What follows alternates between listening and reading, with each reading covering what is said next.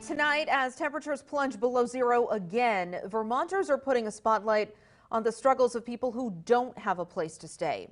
Annual Homelessness Awareness Day gives those with lived experience and the people working to help them a platform to speak out. State House reporter Devin Bates joins us now live in the studio with more on a very cold night. Devin? Well, Lauren, advocates say now more than ever, housing is the foundation upon which all else stands. 2 years into this pandemic, the organizations working hard to bring that stability to Vermonters left out in the cold are continuing to rise to the occasion, but all that work takes a toll. Community organizations across Vermont are fighting two battles at once, working to end homelessness while trying to retain and recruit the workforce necessary to take that challenge on. At emergency shelters like the Samaritan House in St. Albans, it's been hard to do both. As the world adapts, so does the needs of our clients and the circumstances that they face when experiencing homelessness. Their situations become more complex and require more resources from designated agencies.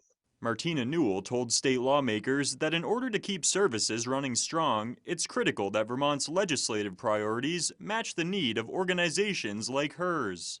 To have adequate access to funding, affordable housing options for our clients, benefits and salaries to retain our extraordinary staff members, and the ability to create systems which are accessible to our clients.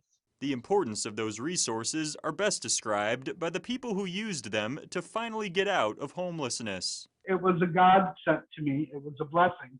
It's not just the organization, it's the individuals in these organizations that are like guardian angels to me. Homelessness Awareness Day also brought a reminder of those who couldn't find help. The Vermont Coalition to End Homelessness placed flags across the State House lawn Thursday to represent the 2,231 adults and 360 children considered homeless in last year's point-in-time count survey. Reverend Joan Javier Duval led a candlelight vigil for those who are no longer with us.